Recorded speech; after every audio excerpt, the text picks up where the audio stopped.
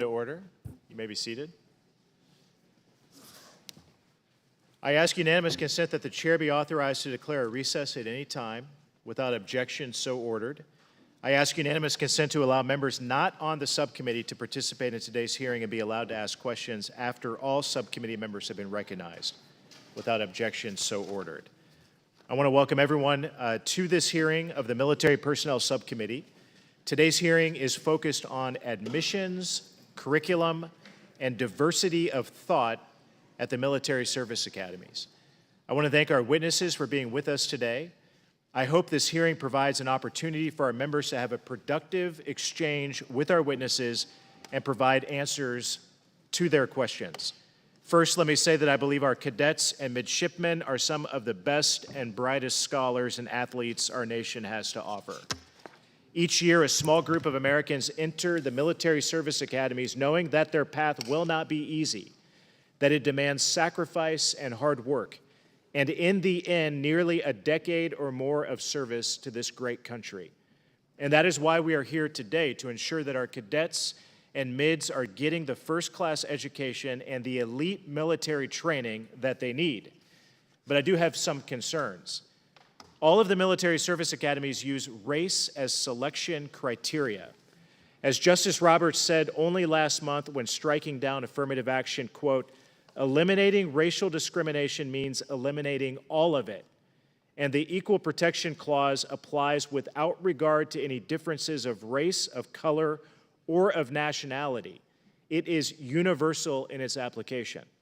I believe race-based admissions in any form violate the Constitution, and the military service academies must ensure immutable characteristics like race, like color, have no bearing on a candidate's ability to tackle the rigors of the military service academy.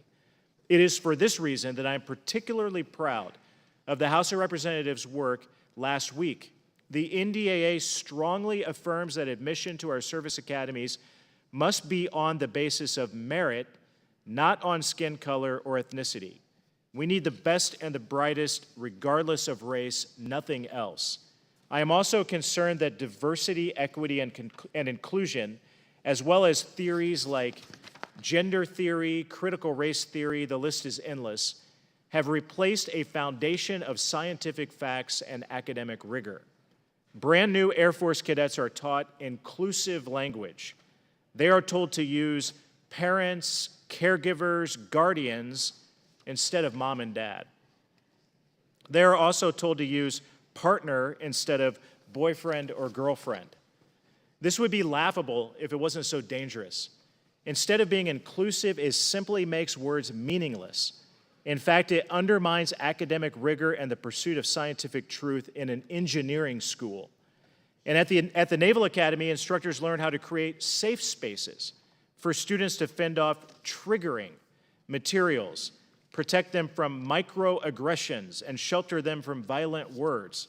Never mind that these students may one day lead sailors and Marines into battle where there are no safe spaces and triggers send real bullets downrange.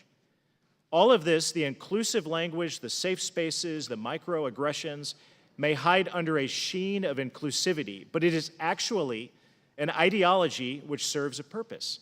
That is, to remake society according to one moral vision, where truth is malleable, words do violence, and the answer to 1 + 1 depends on your identity, not reason and fact. Finally, I am concerned about how a focus on race, identity, and other DEI programs impact the education of our cadets and mids. How can a cadet, or even an instructor, express an opinion outside the accepted ideology without being afraid of ridicule or being ostracized, or worse, being called a racist? The news is replete with stories of professors not being sufficiently anti-racist or expressing an opinion outside the norm.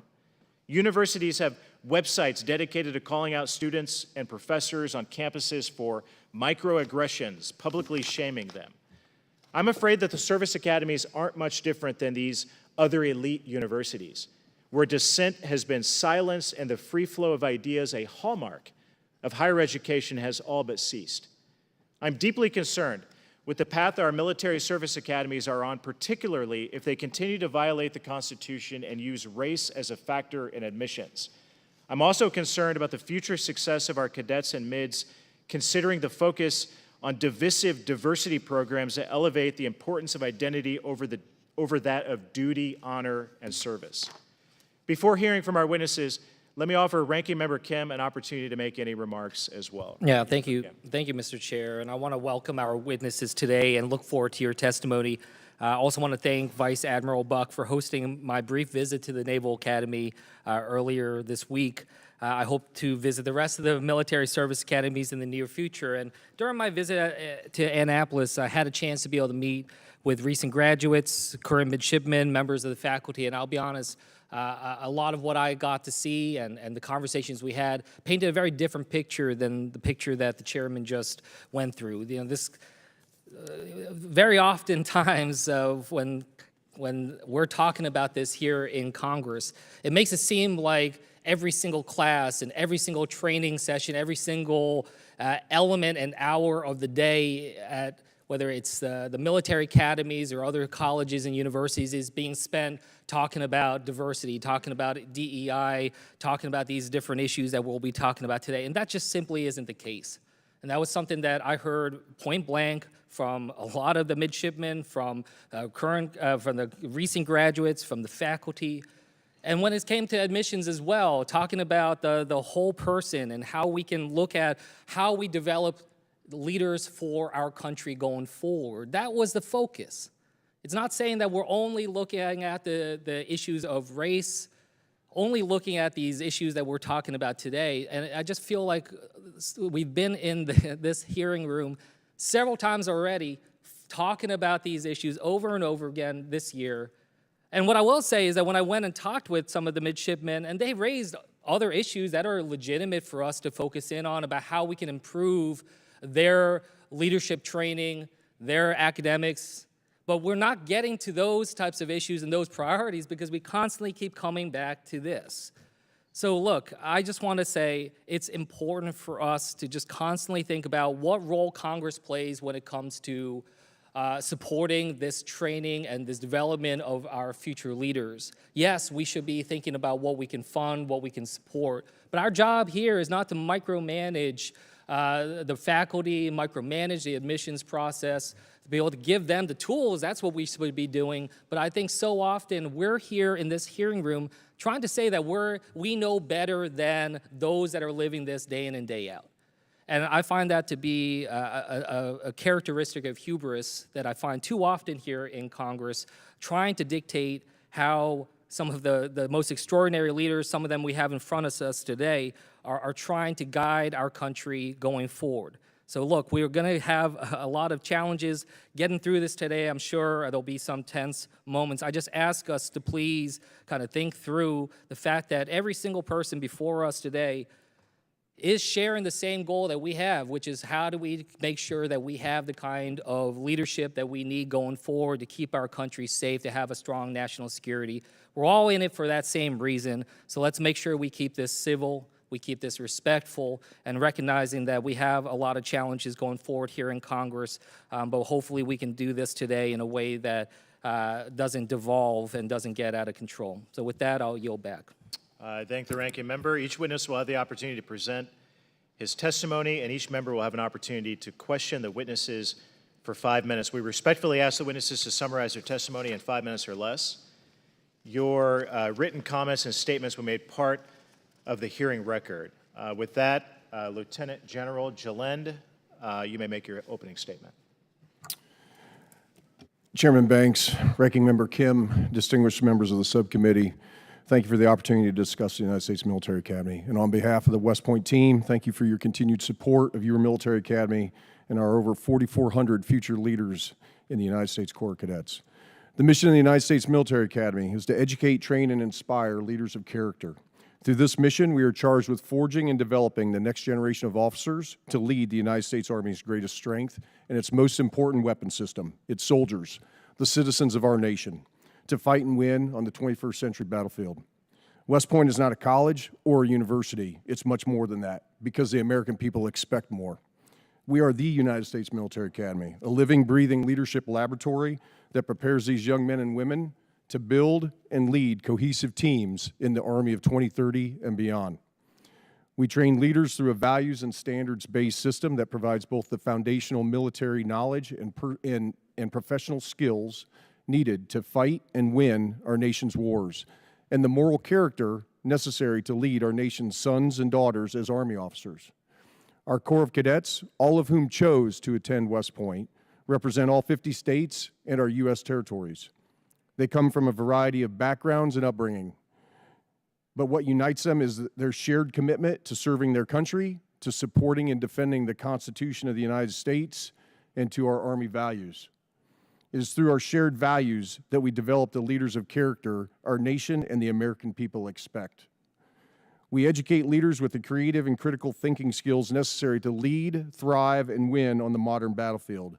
Through our robust curriculum of humanities and STEM subjects, all underpinned by the Constitution, we provide our graduates with the intellectual foundation needed to outthink the Chinese and other adversaries. West Point does not teach cadets what to think, nor do we intellectually coddle them. Rather, we teach how to think, pushing them beyond their comfort level to develop as agile, resilient, critical thinkers who can successfully lead in complex, uncertain operating environments. We also inspire the future officers who will lead our nation's treasure, the men and women from across our country who chose to serve as soldiers in the United States Army. Through every aspect of our developmental experience and through the interactions of staff, faculty, coaches, and alumni, our cadets are exposed to the values and ideals necessary to uphold and enforce standards, to lead by example, and embody what right looks like, and to give soldiers under their charge the very best leadership. This is our responsibility and obligation to you and to the citizens of our nation. At the United States Military Academy, our vision is to be the preeminent leader development institution. To that end, we continually strive to be the gold standard of leader development, preparing and inspiring the next generation of officers to live honorably, lead honorably, and demonstrate excellence in a 21st century Army. Leaders equipped with the professional competence needed to fight and win, but more importantly, possess the tremendous character that leadership demands. I want to take an opportunity to thank this committee and your colleagues for the support as West Point continues with recovery efforts from the recent flooding in the Hudson Valley. I'm very proud of the hard work and efforts across the West Point enterprise and how West Point, Highland Falls, and Fort Montgomery communities have come together to help and support each other while demonstrating the grit, resilience, and character the nation expects from its Army. We look forward to working closely with the Army Corps of Engineers, our Installation Management Command, and Congress as we assess the damage and look to rebuild from the significant damage that has been incurred. I thank you again for the opportunity to discuss the state of the United States Military Academy with you today. I'd also invite you to come visit us and see firsthand these outstanding future leaders in action. I'm confident that they will inspire you also. I look forward to your questions. Thank you. Thank you. Vice Admiral Buck. Chairman Banks, Ranking Member Kim, distinguished members of the subcommittee, thank you for the opportunity to appear before you today on behalf of your United States Naval Academy. The Naval Academy's mission is to develop midshipmen morally, mentally, and physically, and to imbue them with the highest ideals of duty, honor, and loyalty in order to graduate leaders who are dedicated to a career of naval service. More than any organization I've been associated with in my 40 years as a naval officer, every member of the Academy, our faculty, staff, coaches, understand and are committed to this mission. We strive to be the premier leadership and educational institution for developing naval officers who will preserve peace and prevail in conflict. I believe, and more importantly, the feedback from the operational fleet confirms that we are succeeding in our mission. And integral to that success has been the support of Congress. Accomplishing this mission starts with our admissions process. We strive to recruit and admit young women and men reflective of the nation they will serve. Each incoming class should be a cross-section of America, and your role in this process, specifically nominating candidates for admission, is critical to our success. Knowing that we are charged with developing future leaders for our Navy and our Marine Corps, the United States Naval Academy uses a holistic process, a whole person assessment in evaluating each candidate for a mission. This assessment balances objective factors included in each applicant's application or each candidate's application, such as rank, class rank, GPA, evaluations from school officials, specifically their English and math teachers, athletic and non-athletic activities and achievements, leadership, and candidate fitness assessment results with subjective factors. These subjective factors can help forecast attributes such as character and resilience that we desire in all of our future officers. And once these young patriots swear their oath to our nation on Induction Day in late June every year, we have 47 and a half months to develop them into resilient, competent leaders of character, ready for an operational environment that is increasingly dynamic. Today, perhaps more so than in the past, a firm foundation in mathematics, physical sciences, engineering principles, and knowledge of the human condition is paramount.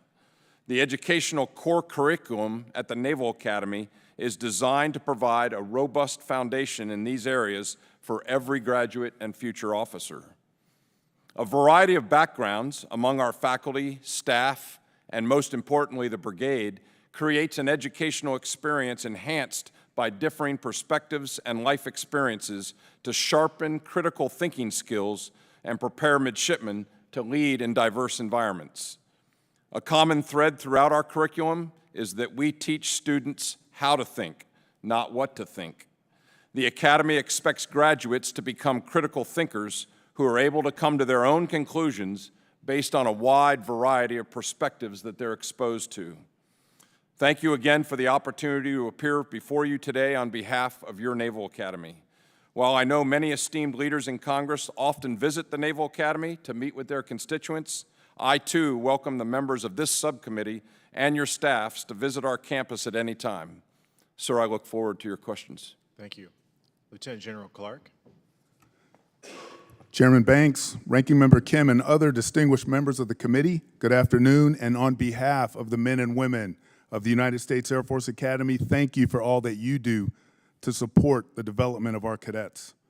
This support enables the success of not only our Academy mission, but ultimately the mission of the Air Force and the Space Force as we prepare leaders of character ready to take on the challenges of a rapidly changing and increasingly volatile world. I'd also like to thank my fellow superintendents, Admiral Buck and General Gillen, for their partnership and friendship as we collaborate on our shared mission. Additionally, I'm honored to have my mom and dad, Margot and Richard Hunter, here today. Thank you for your unending support. Our Academy is on an upward and ambitious trajectory, and we also face challenges. Some are unique to our mission, and others are shared with universities and communities across our country. My daily interactions with our cadets leaves me proud and inspired, but we still have some work to do in upholding the high standards our society rightfully expects from us. To ensure we're meeting these standards, I have 3 priorities to recognize and overcome not only today's challenges, but also those that our graduates will encounter in an era of rapid change and renewed strategic competition. My first priority is one that will always be the core purpose of our Academy. We must develop leaders of character to lead our Air Force and Space Force. Character is the cornerstone of leadership and is the hallmark of an Air Force Academy graduate. We put our Air Force core values into action through something we call the Leader of Character framework. When we put integrity first, we are embodying what it means to live honorably. When we are committed to service before self, it enables us to lift others and be their best possible selves, even at our own expense. And when we demonstrate excellence in all we do, we elevate performance both as individuals and across our entire Academy community with a drive and mindset to be better every day than we were the day before. We are all leaders at USAFA, and we must all embrace the framework and make it part of our personal leadership. These values will ensure that we're preparing our cadets to be the leaders our nation demands. My second priority is to prepare leaders for future conflict. We never lose sight that we are building warfighters. Competition is growing, and we cannot afford to fall behind in the developing domains of air, space, and cyberspace. Preparing for the future fight is a significant challenge, but with great challenges come great opportunities. We are poised to be the drivers of change that modern combat demands. Academically and militarily, we are focused on our national security challenges: China, Russia, North Korea, Iran, and violent extremists, making sure we develop creative, bold, and critical thinkers ready for an era where conflict is unpredictable. We understand our warfighters must have the skills to execute in joint environments beyond conventional combat. Our cadets must be creative and innovative and ready to solve problems we don't even know about yet. And we must look 5, 10, or even 20 years into the future in order to stay ahead of our adversaries and to give our nation the competitive edge it needs. My third priority is to cultivate a climate of dignity and respect. We cannot and will not tolerate degrading or demeaning conduct of any kind. Any instance of sexual assault, sexual harassment, discrimination, or an atmosphere that tolerates these behaviors in our community degrades our warfighter mission and readiness. Creating a culture of dignity and respect requires that we take a hard look at ourselves and have the difficult conversations needed to examine whether we have an environment that allows each member of our community to thrive. Through this reflection, we recognized the need for a culture reset and introduced our Let's Be Clear campaign, focused on driving down the prevalence of sexual harassment and violence at our academy. We must also embrace our diversity as a strength. Our military is comprised of people from every congressional district, every community, and every demographic in America, and our cadets will have to lead people who don't look like them, don't think like them, don't talk like them, but ultimately, they have to build and lead teams with one common goal: to support and defend the Constitution of the United States. If we develop them to lead with dignity and respect, they will fully employ the creative, innovative, and problem-solving capabilities of our airmen and guardians. They will outpace and outthink our adversaries, and they will win our nation's wars. I'm proud of the direction of our academy, and I'm fully confident in the capabilities of our cadet, faculty, and staff to take on the challenges we face as we prepare leaders of character our nation expects and deserves. Thank you, and I look forward to discussing how we can work together to ensure mission success. Thank you very much. Thank you to all three of you for being here. I think this is really important. Ranking Member Kim and I are going to defer to members on each of our sides before we ask our questions. So we will begin with Representative Gates. A diverse and inclusive force is a war-fighting imperative. This is on a slide at the Air Force Academy. General Clark, do you agree with that statement? I do agree with that statement, sir. So, I mean, were the Mongols diverse? Well, sir, I'm not really as versed on Mongol warfighting as I am on the U.S. Vikings? warfighting. Were the Vikings diverse?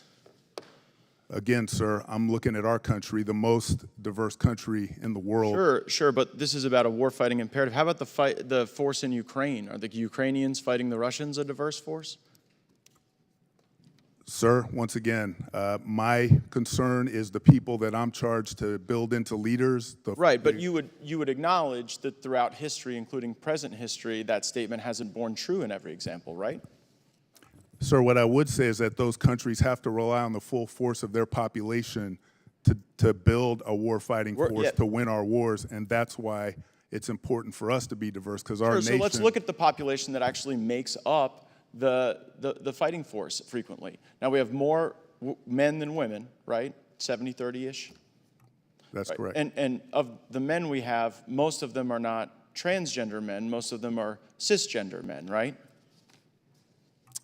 Yes, sir. But yet, at our academies, we push something called the Brooke Owens Fellowship. Are you familiar with that? I am, yes, sir. And in that fellowship, it specifically says, if you are a cisgender man, this program isn't for you. So you just said that your answer on why we do this full hug of these diversity concepts is because it's all about the fighting force that we draw from, but you're literally pushing a program in the academies that says, if you're a cisgender woman, a transgender woman, a non-binary, agender, bigender, two-spirit, demigender. What's demigender? Sir, that's a term of the people that are eligible for that particular scholarship that is available person? to. it's a person who looks at their gender in a different way than I do, sir. Well, sure, that's all of these people. You're a cisgender man. You don't even get to apply. Well, Do you know what demigender really means? I'm not really sure, sir. Right. So do you know what agender means? All one word, not a space gender, but agender. Sir, I don't. Right. So here we are pushing a fellowship, calling for people that you don't even know what the words mean. And the number one group of people, the cisgender men, are excluded. Now, in the name of diversity, equity, and inclusion, should we be pushing programs that we can't define that exclude the largest group of service members? Well, sir, first, that program is not an Air Force Academy program. It's a program open to our entire country. Right, So but we you guys advocate for it within the academy. we allow our cadets to apply for it. Why are you allowing your cadets to apply for a program when you cannot define the basic terms of eligibility? Because it's an opportunity for us to develop them as warfighters, and we look for every But you don't opportunity even know that what we the can. words mean. How can you use this as a way to develop the warfighters if you don't know what it means? Well, some of those terms may not be applicable to us at the Air Force Academy, but some are. And But if you don't know what they mean, it's hard to tell if they're applicable or not. So I think one of the reasons why some of this stuff has gotten into the academies is because we don't have the same oversight from the Board of Visitors. And, Mr. Chairman, I seek unanimous consent to enter into the record an article from the Washington Examiner entitled, "To Push Woke Ideology, Biden Illegally Gutted Military Academy Oversight Boards." And so in this piece, it goes through a timeline where on September 8th, 2021, all of President Trump's appointees were fired. On September 17th, Secretary Austin created Board of Visitors subcommittees, and then he populated those subcommittees with people who weren't on the Board of Visitors. Have you ever seen that happen before? Sir, our Board of Visitors is populated and supports us in great fashion. Right. So What about the subcommittee? Are there people on the Board of Visitors subcommittees who are not on the Board of Visitors? I can't answer that, sir. Seems like something we ought to know. Yes, sir. I'm not sure. Right, but that would be odd, right? I mean, let me ask the question this way. You don't have any basis to disagree with the reporting here in the Washington Examiner that literally we have people who are not on the Board of Visitors who are serving on these subcommittees. You have no basis to disagree with that, do you? Sir, I'm not exactly sure the question you're asking, so I'll have to take that for record so I can understand what you're Look forward to exactly what future you're rounds, I asking. hope. Thank you, Mr. Chairman. Representative Escobar. I'd like to thank our panel for your service to our nation and for your presence here today. And I feel like I have to apologize in advance. You're going to have to live through what we have been living through on this subcommittee and on our committee this Congress, where we have colleagues who are intent on doing everything possible to paint any effort by the federal government to be inclusive and to be diverse and representative of our country as divisive. That's the word that's being used. I'd like to ask each one of you, please, if you can explain to us, why is it important to have a diverse population in your academies? What's the benefit of having a diverse set of talented leaders in the academies? And General Clark, we'll start with you, and then we'll work our way to each member. Thank you, ma'am. I think I can speak for all of us that we're developing leaders that will lead our fighting force. In our case, it's the Air Force and the Space Force, which is made up of people from across our country, regardless of demographics, socioeconomic status, geographics, every congressional district. We have to ensure that our cadets are prepared to lead in that environment, to lead those diverse teams, to build them as a fighting force, and to move them forward to the same goal, the common goal of supporting and defending our Constitution. And if our cadets can't lead people that don't necessarily look like them or think like them or talk like them, then we're going to fail, because our Air Force, our Space Force is just a series of teams that are made to go win our wars, and that's what we're training our cadets to do, to lead our country in that endeavor. So it's in our self-interest. Absolutely, ma'am. To promote diversity. Absolutely. Sir? Good afternoon, ma'am.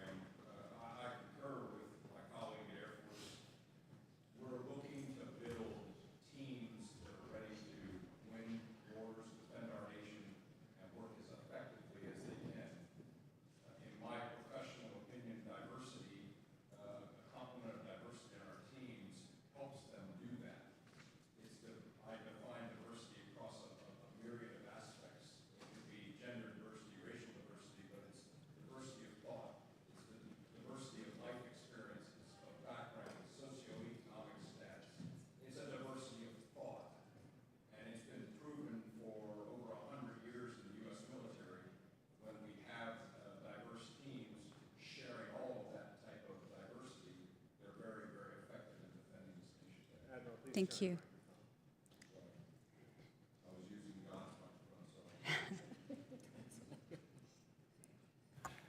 I've completed my remarks, Mr. Thank Chairman. you.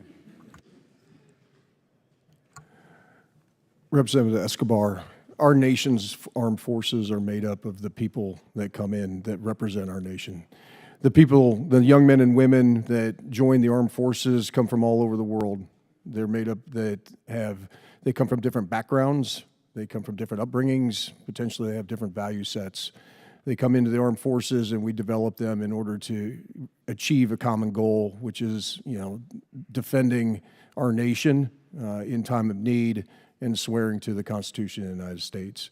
As we develop leaders of character, in order to lead this force, they've got to understand who their people are, and they've got to be critical thinkers. And we develop critical thinking skills, and they've got to be able to have hard and difficult conversations in all different spaces, in different disciplines. So that is why I think it's a strength and why we've got to continue as the service academies to draw upon that strength and promote it across our armed forces. I appreciate that. I'm running out of time, and so I just want to summarize. It's advantageous to us in order to embrace diversity, number one. Number two, it makes us stronger to embrace diversity. And number three, our country is diverse, so we should reflect that diversity. Thank you, Mr. Chairman. I yield back. Thank you. Representative Stefanik. Thank you, Mr. Chairman.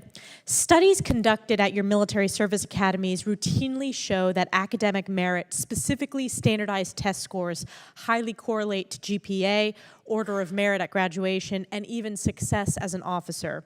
However, Admiral Buck, the Naval Academy is the only service academy that still does not require standardized test scores on their applications, citing, quote, barriers caused by COVID-19 and likewise the disruptions for students who plan to apply for admission. Can you explain how the U.S. Naval Academy currently faces barriers caused by COVID-19 that the two other service academies do not? Yes, ma'am. I believe the other sister service academies do follow the same position we are. Pre-COVID, we required standardized tests, and we had for decades and decades and decades as one of the important objective measures that we would like to have to consider a candidate's record in competition with others that apply. When COVID hit, we quickly realized that many students around the country's ability to take the test, to find a testing facility, were limited because of things that were closed down, very limited availability. And so we, like probably every other institution of higher education in the country, we moved into what we call at the Naval Academy test flexible. We still desired to have standardized tests as part of an applicant's record. They're a very good, as you state, they're a very good indicator of success at the Naval Academy, especially in the first 2 years where they take a series of classes in calculus and calculus-based physics. But when we realized that we might have to not miss talent that's applying from states where they could not take the test, we adopted the test flexible option. There's approximately today present at the Academy, we have a little bit less than 3% of our midshipmen across 3 classes right now still attending that did not submit SATs. They didn't take them or they did not submit them, and we admitted them. We're currently conducting some analysis to see how they're doing. We're not complete with that work yet. And when we conclude that analysis, that's when we're going to begin to determine whether standardized testing should still be an objective measure that we demand or whether we move away from it. But that jury is still out, ma'am, because these students are still progressing through those calculus classes and calculus-based physics. And Admiral, you are aware of the language in the NDAA on this issue of requiring standardized tests for all military academies, are you not? As I understand it, ma'am, in the NDAA, as it's drafted, there is language for that. Yes, ma'am. That's correct, with unanimous support that will require all of our service academies. So we believe it's important to have a fact-based, fair, and equal opportunity to succeed at our academies and make sure that we are identifying the absolute best and brightest talent nationwide. So thankfully, I led that amendment in this year's NDAA alongside Senator Tom Cotton that will require all of our service academies to consider standardized test scores in their applications. But it's not just the Naval Academy that has problems in the admissions process, because I do think we all know we're in a post-COVID time. We should return to requiring standardized tests. But also a RAND study done at the Air Force Academy clearly showed that the Academy's selection panel score was working in the opposite way as intended. And according to the study, the relationship between the selection panel score and academic success was significant, but in the wrong direction. Higher selection panel scores were associated with a much lower likelihood of academic success at the Air Force Academy. What is your comment on that, Lieutenant General Clark? Yes, ma'am. We are very diligent about creating an academic composition for every one of our applicants to ensure success at the Air Force Academy. We hold to our weighted values that we look at for every cadet, and that gives us an indication as to whether or not they're going to succeed. But we also look at the whole person. We look at every aspect of them, their background, their life experience, their socioeconomic status. It is a whole person concept, because we are a factory to develop leaders of character, and we want to know that a incoming cadet has the propensity to be that leader of character. So there are indicators that help us determine that as well, and it's both the academic composition and that whole person concept that allow us to pick the right people to go out and lead our Air Force and Space Force. But it is troubling that the selection panel score is correlated with lower academic success at the Academy. Would you agree? Well, I'm not sure that that is actually the case. We have our cadets come in with the highest academic comps, and I would refer you to the RAND those. study. I yield back. I want to thank our panel. Thank you for your service. You all mentioned the importance of cultivating diverse and effective leaders in your services. As you know, the Supreme Court in Students for Fair Admissions versus Harvard exempted the service academies from its affirmative action ruling in a footnote to the decision. Although I strongly believe this double standard demonstrates the flaws in the court's majority decision, I suspect that the decision to include that exemption was rooted in the fact that affirmative action, which does still exist, is necessary for national security. What specific initiatives and programs have been implemented by your service academy to foster a more diverse and inclusive environment for cadets and midshipmen? Lieutenant General Gilland, it's good to see you again. And I know in a couple of weeks, the Military Academy will be coming to my district to promote the Academy and to see firsthand the opportunities that are available. So thank you for that. Representative Horsford, thanks for the question. It's good to see you. The initiatives that we have through our admissions office is that we have what's called the Leadership, Ethics, and Diversity workshops and seminars that go out to various areas in our country to promote awareness of the military academy, but then also our armed forces, the Army specifically. We go into different areas, specifically schools, looking at middle schools and high schools in order to essentially plant the seed into young men and women, and that there are tremendous opportunities that reside within service in our armed forces and at the service academies. We also have STEM workshops that are conducted both at West Point, but we also we have teams that will go to different areas and really to focus on middle school students in order to expose them to the STEM areas in order to, again, to identify those who may have the interest, the desire to serve their nation, but also these are the topics that we have in study at the respective service academies and to present the opportunities that are available to our young men and women across our nation.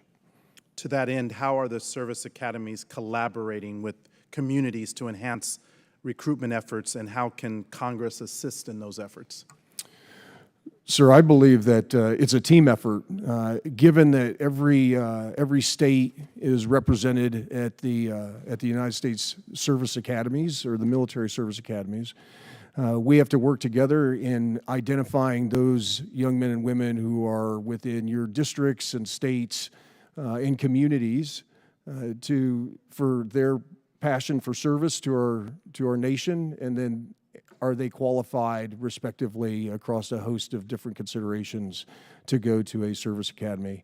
There's also many different ways to serve, which includes ROTC, enlistment into our armed forces, et cetera. But what we do is we want to work collaboratively with you all as the majority of the nominations come from our Congress.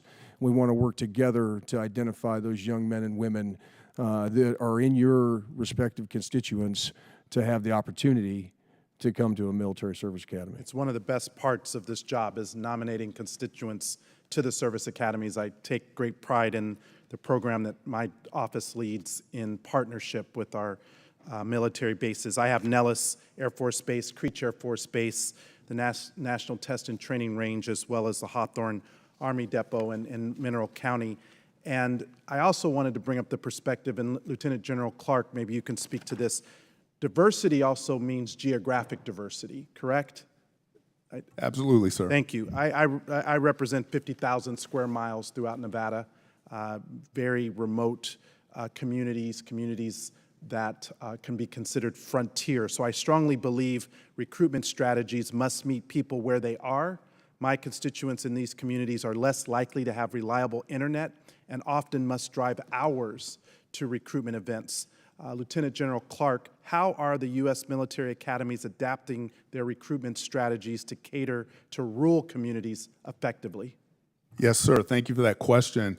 And we go to great efforts. In fact, we added a number of Gold Bar lieutenants as recruiters to our Air Force Academy to work as admissions counselors to go out and conduct that kind of outreach that you're talking about. We also have embedded lieutenants into our recruiting stations as well, so that they can have a base to travel from and extend from there to different areas, especially some of the rural areas. And then finally, we have what we call opportunity districts. And if there's a district Gentleman's time has expired. Representative Waltz. Can he finish his statement? He was mid-sentence. Representative Waltz.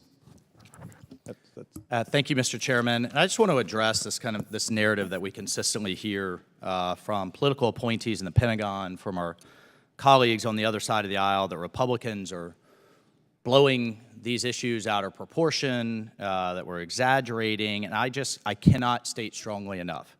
If we did not have cadets, military members, their families bringing these issues to us on a consistent basis, we wouldn't be addressing them here. I have an entire binder of issues, some of them from, one of them from a conservative Muslim family, another of them from a conservative Jewish family. And the question I would ask the other side of the aisle, the ranking member, and you all is, why weren't they comfortable in an inclusive environment going through their chain of command?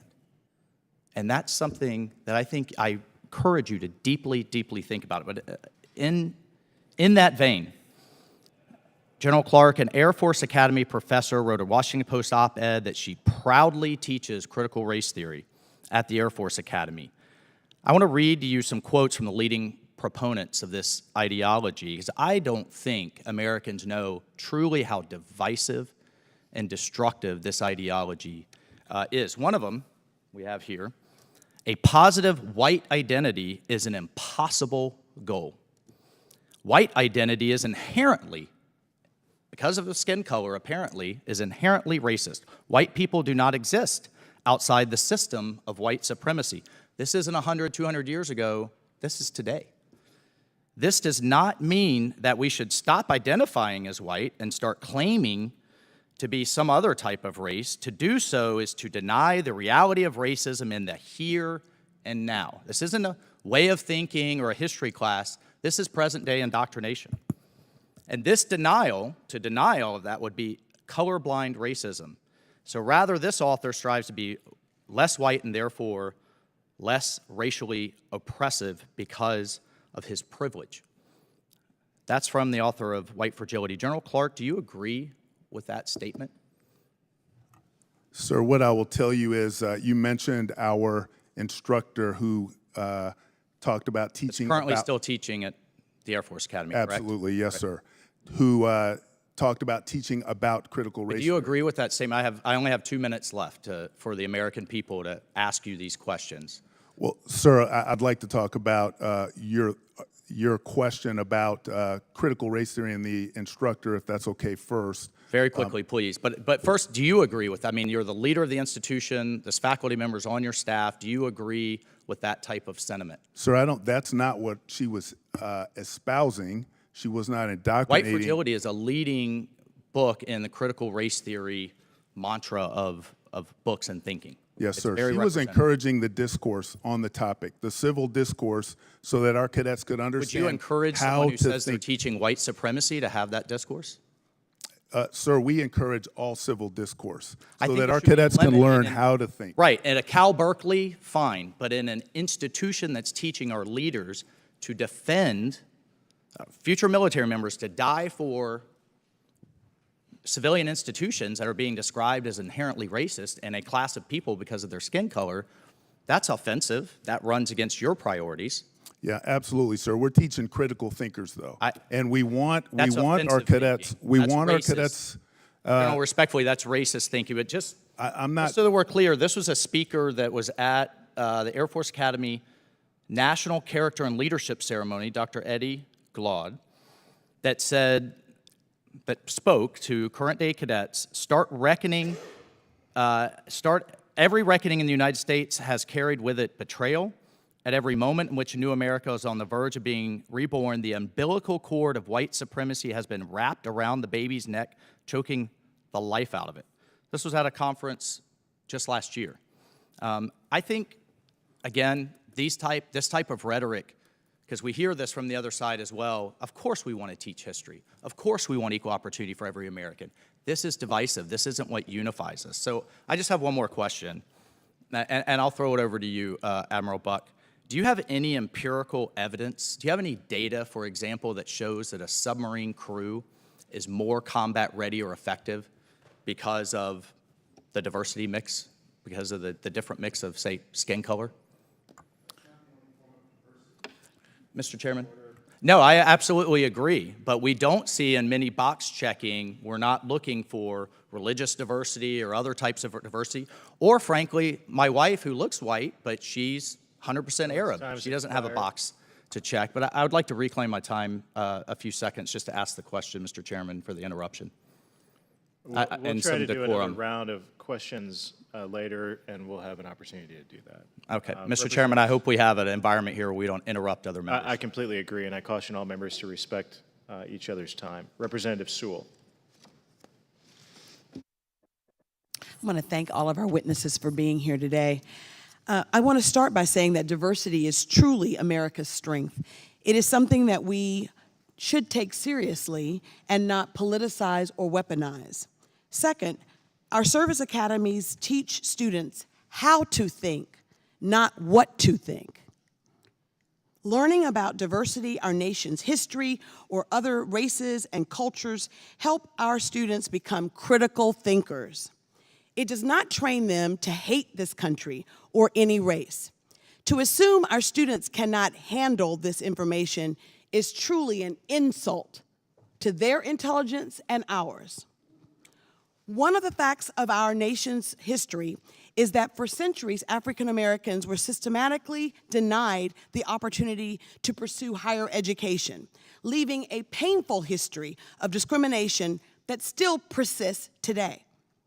So when the Air Force Academy's class of 2027 is only 4% black, you can't tell me that our military or service academies spend too much time and too much money or attention on diversity. I dare say African Americans definitely make up more than 4% of our military. Our Corps officers are far less racially diverse than our enlisted troops and does not reflect society as a whole. Our military is the best in the world, and it will stay that way as long as we have the best players on the field, if you will. My first question is to you, Lieutenant General Clark. When aspiring for leadership positions, I often tell my interns that, you have to see it to be it, or some people feel that way. And I know for me, interning for my member of Congress when I was in college, and that was a while ago, was a really important part of me deciding to run for Congress 25 years later. So black students can be told that they have the opportunity to lead, but when they see Secretary Austin, and they see you, and they see so many others, often that proves that they indeed can do it. So from your personal experience, can you speak to why representation in Officer Corps is so important for the students that you recruit? Thank you, ma'am. I believe it's important because, first of what you said, we want people of whatever demographic they're from, whatever background they're from, to know that they can succeed in our organization, that those opportunities are there. But also, when they're leading our broader Air Force and our Space Force, they are going to lead a force made up of Americans. And those airmen and guardians that they're going to lead need to know that they're not only represented amongst their own force, but they're also represented amongst their leadership. And that helps the leadership as well as the force that they're leading to connect so that we can all drive towards the common goals. And I think it's vitally important that we have a good balance of Thank you. diversity. Thank you, ma'am. I'm proud that my district is home to Marion Military Institute, one of the 4 military junior colleges. Impressively, MMI has had 456 service academy appointments in 5 years. We're very proud that Marion Military Institute, not only in the district, but in the rural part of my district. Can each of you speak to the important role that the military junior academies and preparatory schools have in building a pool of diverse, qualified candidates for these academies? And I'll start with you. Doesn't matter. Thank you for that question, ma'am. We have, at the Naval Academy, we have affiliated with 17 different private schools around the country that we call our foundation schools. They complement our Naval Academy Prep School, which is located up in Newport, Rhode Island, to have an additional year of preparation before matriculating to the Naval Academy. Some of those 17 schools are the junior military academies that you described. Are they important in terms of creating a pool of diverse candidates for your academy? They're very, very important. They have geographic diversity. They're spread all around the country. So their populations that may come from their local area that learned about the military because they were in proximity to that school. So they're value added in helping us recruit and build an applicant pool. Gentlewoman's time has expired. Thank you, Admiral. Representative Moylan. Thank you, Mr. Chairman. As I've been listening to my colleagues' questions during this hearing, diversity and quality and inclusion training seems to be a hot topic. However, I'd like to take a moment and discuss if these efforts are properly targeted to accomplish their stated goals to create a more inclusive society, or if this training does or does not serve a role in our nation's security. So the question to all the witnesses, hypothetically, if the average high school graduate in America did not know that Alaska exists or is part of the United States, could that problem have an impact on national security? An affirmative, please. Sir, if I may, with regards to your question, if our population didn't know that Alaska exists, would that be a national security problem? Is that Right. how Would that impact our national security? I think that where Alaska resides in the geographic location of our United States, it's significant in its location, sir. Absolutely, thank you. I suppose that will be, I concur, sir. General. I concur, yes, sir. Thank you. Now, a similar question. If the average high school graduate in America did not know that Guam exists or is part of the United States, could that be a problem? Could that problem have an impact on national security? Yes, sir. I agree with that. Yes, sir, absolutely. I agree with my colleague, sir. Thank you. And I believe that the lack of education on the existence of the importance of U.S. territories at a high school level does constitute a national security weakness. Mr. Chairman, I request a unanimous consent to enter into record 2 maps of the United States. One is representative of those often used in high school students, by high school students, that does not depict the territories as part of the United States, and one which is an accurate U.S. map that does depict the territories as part of the United States. Without objection. Thank you, Mr. Chairman. Activists pushing diversity, equality, and inclusion training seem to have never been interested in the real equality or inclusion, because if they were, Guam would not be forgotten. So question, I would like to ask the witnesses, can you guarantee to me that every single graduate of your service academy knows the 50 states, the 5 territories, and the District of Columbia are all part of the United States? I can say yes, sir, for the United States Naval Academy.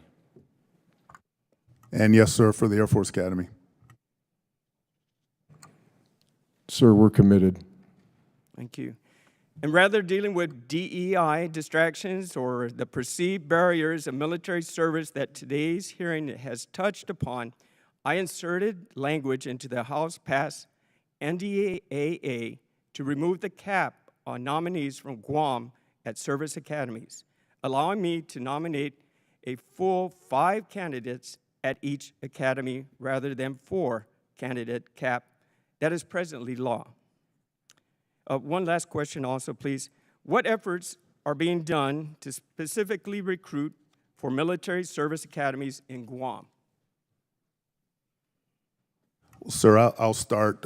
We obviously have a presence on Guam at Anderson Air Force Base, and that affords us a great opportunity for recruiting and bringing in some of the Guamanians, folks who live in Guam, into our academy and into our service. So we do have great opportunity there.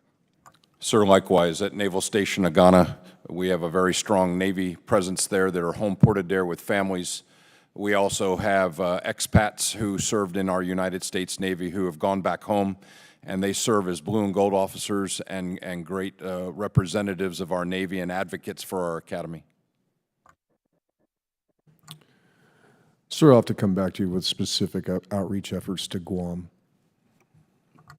I appreciate that. By the way, I'm an ROTC graduate from the University of Guam, Army ROTC. Thank you. And I appreciate the witnesses. I appreciate your service. Thank you, Mr. Chairman. I yield back. Thank you. Representative Takuda. Thank you very much, Chair. And I do appreciate the delegate from Guam bringing up proper maps, as sometimes Hawaii finds itself in the wrong position many times. But I want to elaborate just slightly on that particular thread that you mentioned. Talking about understanding our history, historical facts, historical cultural context as well. When we look at Guam, for example, in a few days, we will celebrate the liberation of Guam on the 21st from the occupation of Japan. Is it important that as we train our servicemen and women, our soldiers, to look at the Indo-Pacific and the first island chain right there, that they do understand that Guam at one point, yes, is a territory now, but was occupied by Japan during World War II, and that there still exists even to this day some cultural, social tensions that may exist between the two countries or those of those ethnic origins? Ma'am, it's a strategic imperative that everybody in our Navy, everybody in our military services understand where all of our territories are, and then geographically where they stand, especially out in the Western Pacific in the first and second island chains, to be sure that we know where the possible future fight might be. It is an imperative. Absolutely. And so, even when we take a look at this whole complex issue of diversity, equity, inclusion, when we really understand the historical context and understanding that needs to be, trained and educated upon our servicemen and women, call it critical race theory, call it whatever you might want, there are a lot of situations where it would behoove us not to, educate those individuals in our academies about things like the occupation of Guam, things like the illegal overthrow of Hawaii by the United States, which is a very sensitive subject in my home state, and one where we often find a rub between the military and our local indigenous community as well. So many other issuances in which cultural competency, strategic empathy would be a great military strength for us now. So, when we take a look at our recruitment efforts, when it comes to making us the most effective fighting machine here in the world, should we not be looking for individuals that have a natural, immediate strategic empathy towards the theater in which we are finding ourselves engaged? Yes, ma'am. Cultural competency is a big improvement at our United States Naval Academy since I graduated in the early 80s. Now that it's so important for the United States military forces to fight alongside our partners and our allies, cultural competency is critical to building trust early on in a young military person, whether they're enlisted or officer of any of the services. So that's a huge improvement at our Naval Academy with our International Programs Office, what we teach in our history classes, what we teach in our political science classes, to have an appreciation of the past history of those that are our partners and our allies and fellow citizens. Absolutely, and more importantly too, sometimes, as I was going on a CODEL with a number of folks on this panel here, understanding how people think on the ground, not just in the United States, but throughout the theater that we're engaging in. That is so important to have. That being said, what we do know, and I know the data is very dated, I think when I took a look at the Workplace Equity Opportunity Survey, 2017 might have been the most recent data that we were able to find, and there's some other surveys, again, somewhat dated, not fully inclusive of the pandemic era right now, but even then, 42% of service members of color turned down assignments or permanent change of station because of fear of discrimination or racism in where they might be assigned to. We have seen a significant increase in anti-Asian hate in our community. Even prior to the pandemic, 1 in 4 Asian American service members reported racial or ethnic harassment or discrimination. 57% of active duty family respondents have been subject to racist comments or jokes. I know that is not the responsibility of our service academies, but you train the men and the women who will become members of our active duty military. And so we have to nip this in the bud. How are we making sure that we create a safe environment for our communities of color to be able to recognize that they not only have a role, they have a strategically important role to play in the defense of our country? Ma'am, with regards to ensuring that our leaders of character have the cultural competencies, but I think it's not just of the force that they're leading, it's also the cultural awareness, and that we look to our allies and other nations to form a joint and combined force that in order to deter, and specifically as you discussed through the Pacific, it's a national strategic imperative. And I think it's important that as we continue to develop the leaders of character, they have that cultural awareness and understanding regardless of level of leadership in order to employ it. Thank you, Representative Mills. Thank you, Mr. Chairman. Before I get started, I'd like to request unanimous consent to enter into the record the Department of the Air Force's Officer Source Commission Applicant Pool Goal. Thank you so much. So I wanted to note that in this, it actually specifies the diversity and inclusion goals of the Department of the Air Force. And was happy to find the fact that it's broken down into individual categories, of which I noted that by gender, it only notes male and female. Does that identify the fact that for everyone who is a witness here, that there are only 2 genders? So those are the genders that are recognized by the Office of Personnel, or by there's an OPM, by OPM. So would you agree then there's only 2 genders? Sir, I would agree that yes. Vice Admiral Buck? Yes, I agree. Lieutenant General? Sir, 2 genders identified by our DEERs. Thank you, and I would absolutely agree with that. Staying with Lieutenant General Clark, the Air Force Academy recently encouraged cadets in diversity and inclusion training to use gender-neutral language and refrain from using things like mom and dad. Does the Air Force Academy still conduct these types of diversity and inclusion programs?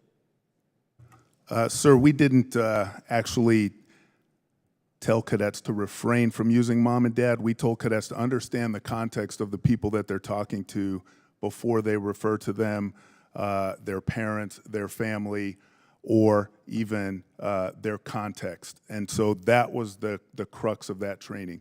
Of course, I would never tell anyone to not use the words mom and dad, especially You, Lieutenant right General, now. refer to your mom and dad as mom and dad? I do. They're sitting right behind me. And so, of Well, course. hello, mom and dad. I'm not sure where you guys are. Yes, sir. But we do allow the words mom and dad, but we do want to help our cadets to understand the people who they're leading, to know their context before they engage with them. And I think that's a leadership 101 sort of idea. Do you believe that cadets should use gender-neutral language when referring to their parents, as your diversity and inclusion training recommends?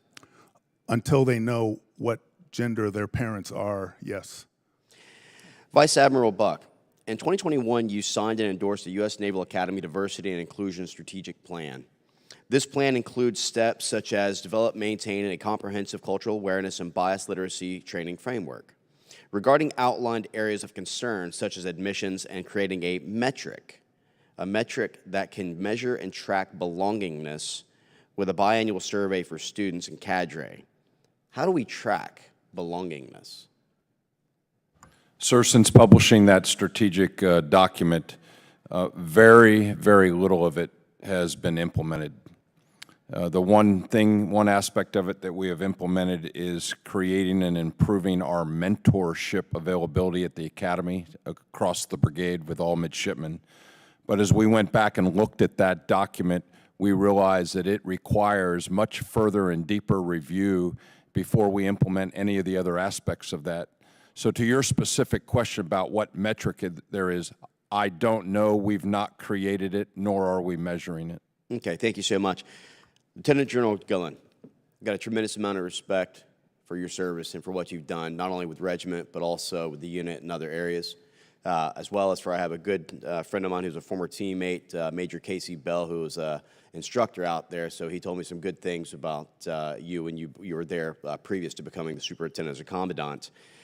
I wanted to note that, do you believe that meritocracy is more substantial in creating leaders and new warfighters than the ideas of DEI?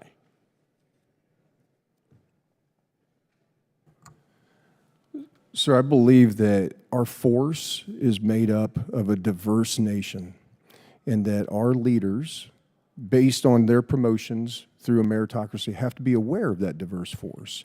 And and our leaders have got to understand that in leading the men and women of our armed forces, that they're aware, there's an awareness, there's a professional knowledge in order to be able to lead forces competently, to be able to form disciplined, cohesive teams, and to be able to achieve the common goals of their respective organizations. Would you say, though, that DEI would be a key factor in something such as OTC?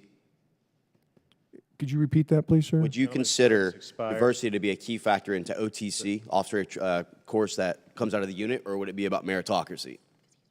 Gentleman's time has expired. I yield back. Representative Alford. Thank you, Chairman. I appreciate it. I tell you what, this is another interesting but kind of disturbing hearing. Charles Dickens wrote some years ago in The Tales of Two Cities, it was the best of times, it was the worst of times, the age of wisdom, the age of foolishness. Goes on to draw this contrast. You know, I really think this is the tale of two countries right now. Two countries in which we live, in which I think we're more divided than we've ever been since the Civil War. Everyone on this subcommittee and this committee, you guys, we have the same information. We've seen it about the pacing threat from Communist China. It's disturbing. And for some reason, we are stuck in this quagmire over how to boost recruitment into our services so that we can be that deterrent that we need to be. You know, I truly believe that our strength as a nation comes from our commonality. I know there's others who disagree with that. Our love of country, our pride in our republic. But we've got to figure this out. We've got to get back to inspiring young people to be in the military. We've got to give them a sense that they can be all they can be. We've got to restore a sense of patriotism. As you know, only 9% of current young people right now have any interest in joining the military. And because of this, the drag queen shows that came out that we're putting a stop to and other things, we have legacy families in my district, fathers and grandfathers, mothers and grandmothers, telling their grandchildren and children, hey, don't get into the military because it's not what it used to be. And so I'm glad we're having this discussion. You know, there's some, we went through the NDA markup and there were people complaining because we were talking about it. You know, well, we've got to talk about it. We've got to dig into this. We've got to remove this scab and heal what is wrong with our country. General Clark, you gave a list of considerations of things for applicants for Academy, Air Force Academy, potential cadets. Does a student stand a better chance of being admitted if they are of a certain demographic? Sir, I would say not a better chance. We look at, like I mentioned, the whole person concept. And demographic is just one of those attributes that we look at for a cadet to come into our academy once we know they are fully qualified to be there. So I wouldn't say that any demographic has a better or a worse chance. But it's a factor, is it not? Race is... It is a part of that whole person look that we take for each cadet or for each applicant. Are there members of certain races who feel like they're not welcome in the military right now for any particular? Have you heard that personally from anyone who said, I would love to sign up, but I don't feel like I'm welcome because I'm Asian or I'm African American or I'm whatever race? There could be, but it's our job to make sure that they do feel welcome and included. We can't afford right now to not bring in anybody who is willing, qualified, and has a heart to serve to go in and support and defend the Constitution. I get that, sir.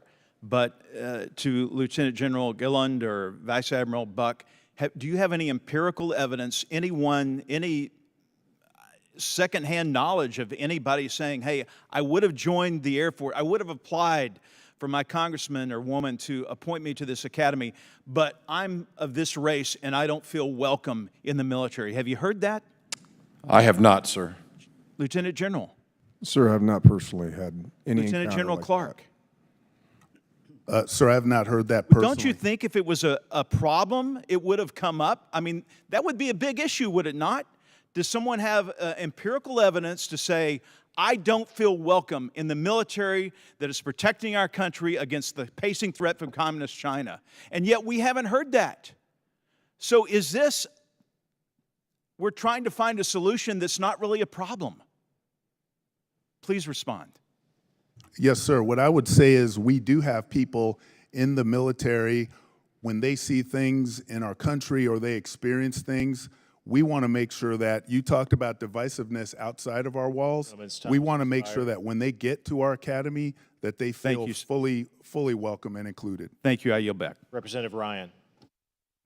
Thank you, Mr. Chair, and I appreciate the opportunity to join the subcommittee. I want to be here for multiple reasons. One, as a proud graduate of the United States Military Academy at West Point. Two, to personally commend, and no offense to our other great leaders, to personally commend Superintendent Gillen. West Point is in my district.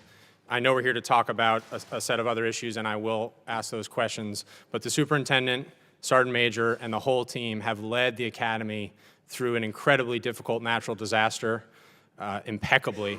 where we did lose one life in the community. Thank God no cadets or faculty or staff or soldiers were hurt. But I want to commend you for certainly something you probably didn't expect to do, and another part of your incredible record of service to the Academy, to the cadets, and to the community. I also just want to say that I agree that, as my colleague, who I know had to leave, said, the tone and tenor of these discussions is disturbing. And as someone who served, as someone who has tremendous pride in our military, in our country, and our service academies, I think it's not only disturbing, it's sad. Because I know when I joined, and I can assume for everyone else here, we joined to fight real wars at a moment of tremendous risk across the globe, not culture wars. That is not what our young men and women want to be a part of. And I cannot, for the life of me, understand why we continue to inject the very toxic, divisive topics, these culture war topics, when what we hear over and over in the data, in the conversations, in the surveys, are soldiers, sailors, airmen, Marines, and Guardians, they want us to focus on fighting and preparing for real wars. So in the spirit of that, I'd ask, starting with General Gillen, can you give us, I know we've talked about a very narrow set of the curriculum and the preparation, can you give us the holistic breadth over those 47 months? What do cadets, and would ask the others to join after, focus on, with a particular focus on that critical thinking? Because that was a common theme I heard from all of you. Yes, sir. Thanks for that question, sir. So our curriculum, which is rooted in the Constitution of the United States, across our core courses, of which our cadets swear an oath to the Constitution 3 times during their time at West Point. They swear an oath on our day, Affirmation Day, which is the beginning of their junior year, and then the commissioning oath on graduation. Our instructors, Title X instructors, we have both uniformed and civilian instructors. All of them are also, they swear an oath to the Constitution also. And again, that I say that in that our curriculum, that common thread goes across our classes and the various disciplines that we teach respectively there, which also includes through our history, our military history, our law, and our philosophy courses and leadership courses, et cetera. I think that that's where, as we think about the different topics that are discussed, of which we don't shy away from any controversial topics. We want to have civil discourse. We want to have critical thinkers and develop critical thinkers who are able to take on challenging topics, not only in academia, but also in dealing with their soldiers and their formations, because our soldiers, our airmen, our guardians, our seamen and Marines, sailors and Marines are incredibly intelligent. They come from across the nation, and they pose these questions to our leaders, and particularly our junior leaders that enter the force from the academies and the various commissioning sources. And that's why it's important, sir. And just to build, before you answer, Admiral Buck, can you talk about the importance, and you can disagree as well, of being uncomfortable as a junior military leader, to have to be in a situation where you're uncomfortable and lead your troops in that situation? Throughout all of our professional training and our summer training, I think at all 3 of our service academies, we're teaching our cadets and our midshipmen how to become comfortable being uncomfortable and living in environments that may have ambiguity or uncertainty or chaos or fog. They've got to learn to still be able to comprehend and critically think and decide in those kinds of environments. Getting back to your question about the content of our curriculum, we are a very, very STEM-heavy school. A typical midshipman will graduate anywhere from with 140 to 145 credit hours. That differs from a civilian institution, which is down in the 120s. And 90 of those credit hours are STEM-related because of the weapon. Thank you, Admiral. I yield myself 5 minutes for questions, but I'll begin by yielding to Representative Waltz. Thank you, Mr. Chairman. I just wanted to continue on that last line of questioning before I was interrupted. And I'll state again, we want equal opportunity for every single American, equal opportunity for every single American. to serve. The concern of this committee is that we have political pressure to tip the scales from a meritocracy in any way, shape, or form based on some other ethnic or race factor. And that's what we want to be sure isn't happening. So I'll ask you, each of you, we've talked about the whole candidate scores. Is there any instance to where you have allowed the selection, the accession of a lower scoring candidate, either in your superintendent nomination category or your additional appointee candidates, over someone with a higher whole candidate score based on meeting your diversity goals? No, sir, not at the United States Naval Academy. No, sir. We look at multiple considerations. But you do look at race as part of that whole candidate? Sir, as we talked about considerations across the admissions process, which also includes scholars, right, leaders, athletes, the respective, and that's the goals for talent that we are striving for. And is then race part of that whole candidate? Race is not part of the whole candidate score, sir. Okay, thank you. And General Clark, That'd be no, sir, for me as well. So you've never elevated someone that may have a lower whole candidate score because of their ethnic background? I have not. Thank you, Mr. Chairman. I yield. I reclaim my time. Let me first ask a simple question to each of you. If the language that passed, that a majority of the House of Representatives voted for last week to apply the same standards of the Supreme Court decision on the military academies as on the rest of colleges and universities, how much of a difference would it make at West Point? Chairman Banks, with the Department of the Army and OSD, we're still assessing the Supreme Court ruling. But would it make a big decision? Would it make a big difference if you had to apply those same rules? Sir, we're assessing it. We'll have to come back to you once the assessment's complete. As you assess it? I mean, I think you owe it to the committee to tell us how much. What do you think the difference would be? I owe it to you to present facts, sir. I'll wait till the assessment is complete. Admiral Buck. I believe the diversity that we enjoy at the United States Naval Academy is because of the huge effort that we make and that you all participate with us in creating an applicant pool from the country. And I believe the further and the more effort that we do in our outreach to teach everybody in this country what the U.S. Naval Academy is and what that opportunity might be, I think it kind of naturally drives a diverse brigade of midshipmen. In the last 20 years, the female population at the Naval Academy has doubled. The racial diversity at the Naval Academy over the last 10 to 15 years has increased. I believe that's a tribute to how hard we're working to create an applicant pool for you all to consider to nominate. Yeah, I think that hits on a really important question. If Congress nominates candidates to the academies, why do we have to take race into consideration at all if that's the process that we use? It's one aspect of diversity that we've talked about, but it's one of many, many different aspects of diversity, and all aspects of diversity, I think, are powerful and helpful to make a cohesive team. General Clark, I mean, how much of a difference do you think it would make if the Supreme Court decision did apply to the Air Force Academy? Do you think it would make a big difference at all? Well, sir, I know, again, as General Gillen mentioned, we're assessing that right now and what kind of a difference that would make. What do you think? I mean, you're the leader there. Do you think it would make a big difference or not? I'm not as familiar with every meaning of we're not included in the scope of this decision and exactly what that means, so I don't want to get out in front of that until we're able to really analyze this. General Gillen, at West Point,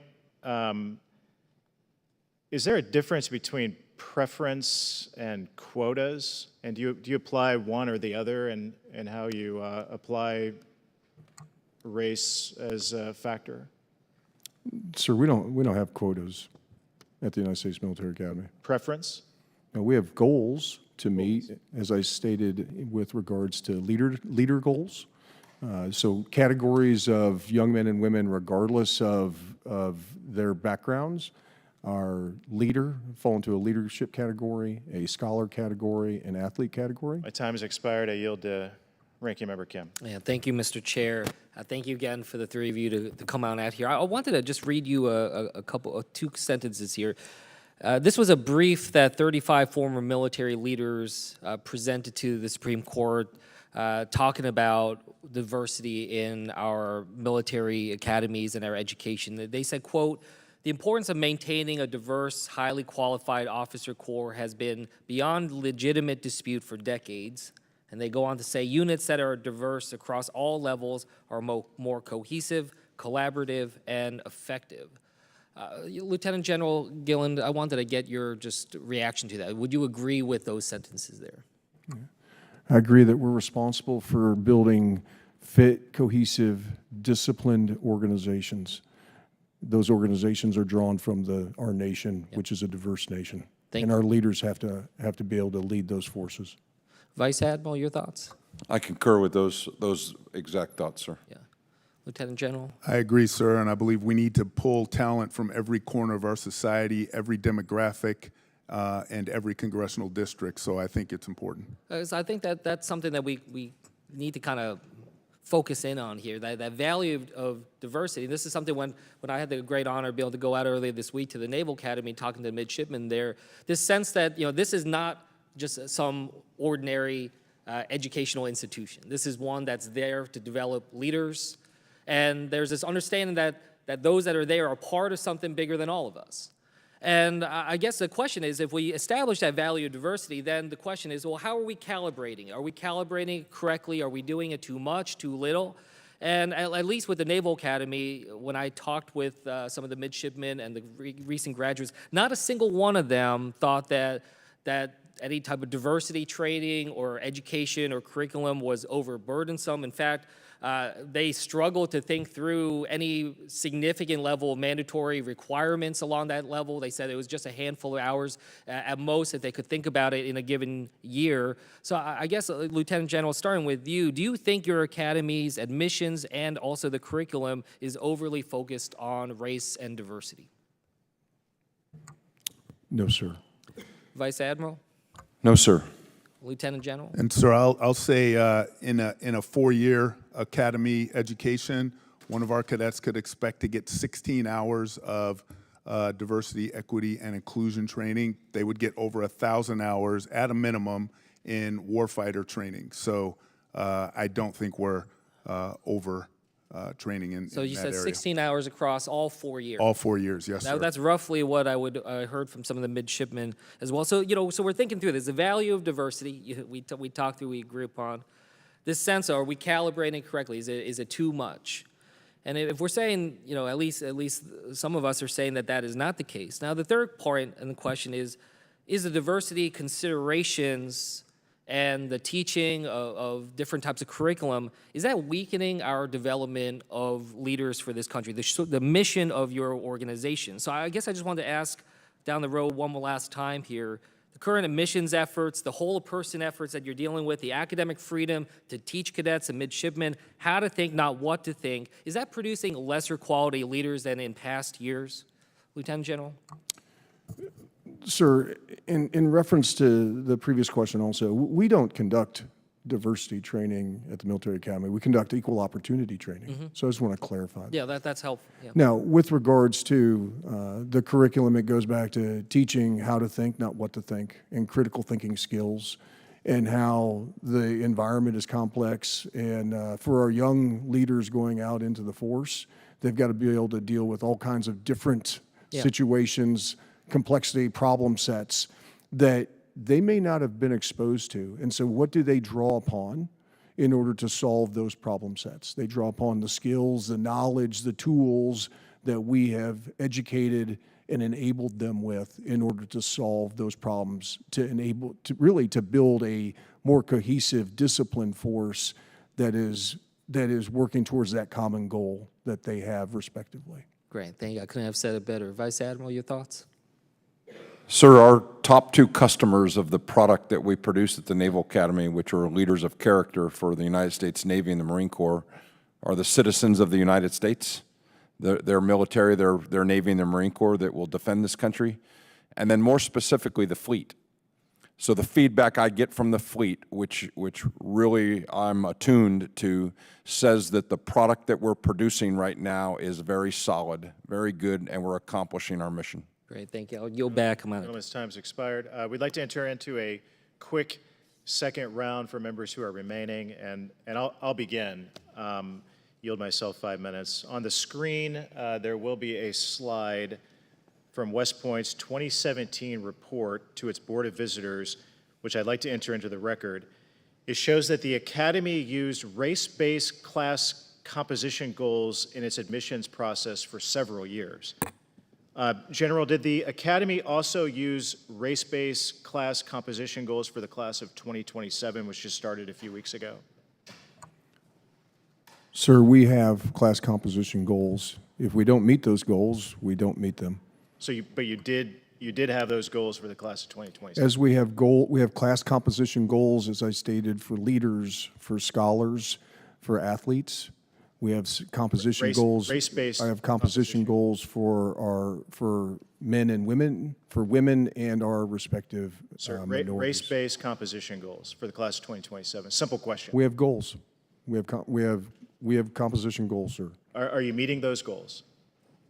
In some instances we are, in some we are not. How have those goals changed over the last few years that you've been at West Point? Well, sir, as my colleagues indicated earlier, I mean, we've seen an increase in women significantly throughout the decades we identify talent across our nation. Are you meeting your race-based composition goals at West Point? This year, we did not in some categories. How far off from that goal were you? We were under a percent or two. We're talking in terms of tens of people. Okay. Vice Admiral Buck, does the Naval Academy have race-based composition goals like these goals at West Point? Sir, we do not have race-based composition goals at the Academy, but we also have the most diverse brigade of midshipmen we've ever had in our history. And I will hearken back to tell you I believe that's from our ground game and our effort and our outreach to get across this country to let everybody know in this country who we are, what we stand for, and what opportunity it would be. And therefore, naturally, we've enjoyed applications from a very diverse group of people in this country. General Clark, can you tell us about race-based composition goals at the Air Force Academy? The goals that we have are application goals, and we have specific areas of the country, demographics that we strive to bring in as applicants. Last year we had 10,200 applicants, and we did have goals for that, which would then allow us to pull the best talent out of all of our applicants and allow you the opportunity as a body to nominate them to our academy. Can you tell us more about how those goals are established? They're established. Do you establish them yourself, or do you have a committee that establishes them? Like, where do they come from? We establish them based on the demographics in our Air Force, and they are only applicant goals, not necessarily the goals of the cadets that come in. It's not our admission. Tell us more about what goes into establishing a goal. There has to be there's got to be a process. What we look at, what our demographics are in the Air Force writ large. We also look at our nation's demographics so that we can ensure that we're reaching every community to pull that talent. And if we see that our applicant goals are lower in an area, we know whether it's geographic or demographic. Is there an established demographic. metric that you could share with the committee of where that goal comes from? We establish the goals based on, again, our population of our Air Force and Space Force. So very specific. It's very specifically based on the population of the Air Force. That is used in determining the goals. The population of the Air Force is used in determining the goals. Is there a committee? Is there a science behind it, or do you just pull the goals out of thin air? No, sir. Those goals are established based on the composition of our Army Officer Corps. That's the basis for it. So it's a very specific metric as we determine the goal. As our Army looks at the Army Officer Corps and the composition of it, we would like our graduating classes to look similar to the Army Officer Corps that exists as it currently is, as each graduating class enters into the operational force. Okay. I will yield 5 minutes to Ranking Member Kim. Thank you, Mr. Chair. Just got a couple questions here. Vice Admiral Buck, You talked about that whole person approach, and you talked to me about that before when I came on out to your academy. And you talked about in terms of objective and subjective, it's a mixture of different types of factors in there. I guess a question I have to you is it possible to identify the best potential leaders for leading our military force in this country through only test scores and objective factors, or do you feel like you'd be missing something there? I feel like we'd be missing something. Both the objective factors and the subjective factors are really, really important. It kind of defines what that whole person assessment, every aspect of that person we want to assess. Not all of that is done objectively. Some of it you have to hear what other people think of that individual as a citizen, as a human being, their character, which is really, really important to be a military leader, is a man or a woman of good, solid character. So a teacher's assessment from school, an English teacher, a math teacher, they talk about their performance in English and math, but quite often they also talk about that individual's character, what kind of human being they are. We also get a subjective assessment from what we call our blue and gold officers. It's a cadre of volunteer, former alumni in most cases, that also do interviews with our candidates and tell us what type of individual they think they are. That's a subjective measure. Also, we look at their background. Are they the first in their families to go to college? Are they first-generation Americans? Have they overcome some very unusual adversity in their life which might give us an indication of their resilience? Are they the son or daughter of a diplomat and served abroad in many other countries that might bring that type of neat cultural competency experience? So those are subjective factors that are really, really important to allow us to add to the assessment that the objectivity also gives us. Thank you. That's very helpful to just further tease that out. And Lieutenant General, I want to bring you into this conversation because you also talked about that whole person approach. And if you don't mind, I'd like to just think about this as not just not just the applicant that you're trying to develop to identify here. You're trying to develop leaders to be a leader in this country. So in the same way, I would say when it comes to leadership, is there some objective formula or objective standard by which you can determine who's a good leader or a bad leader, or do you feel like there needs to be some subjectivity in that as well? Sir, I absolutely feel there needs to be subjectivity. That's the art of pulling in the right people, to look at the whole of their life experience, to see how they performed in different situations, so that we can better understand many of the things that Admiral Buck just talked about, but really what we can expect of them in their development at the Air Force Academy. Because I thank you for that. And over the course of just listening to the last hour 40 of this, I just feel like we're trying to put at odds concepts that don't have to be mutually exclusive. That we can talk about objectivity, subjectivity, recognizing that there is an ability for us to package that and look through that and use our best judgment in that capacity. And in the same way, I feel like we're constantly feeling like meritocracy and diversity are at odds with one another. Again, two concepts that I feel like we keep putting against each other over the course of the time that we've been in this room. But it doesn't have to be the case. That pursuing diversity, pursuing that effort to be reflective of the country doesn't mean that we're watering down leadership, as you pointed out in the previous point. I'd just like to add, with General Gillen, I felt like your last points when we were having the previous question line just really stuck in my mind, and I just feel like so much about that is about how do we prepare, how do we develop leaderships, and part of it, I think what I took away is, we have to prepare them for everything. Is that right? And you're preparing them for everything, not just physically, but also mentally, intellectually, that you'd want them to not encounter a new idea or a new school of thought out in command if you have an ability to kind of prepare them for that ahead of time. Am I correct? Is that some of what you're getting at? Yes, sir. I think it's about having the skills and the tools, and that's through development. I think that our cadets at West Point are immersed in character development and leadership. I would submit that that's what their degree is in, because every single day they're exposed to character development and leadership in order to be able to, at the conclusion of 47 months, graduate and lead young men and women in our Army specifically. Yeah. And as our vision as the preeminent leadership institution in the world, what's key to that is that it's about developing leaders over the course of that 47 months. They don't necessarily come in as defined as such.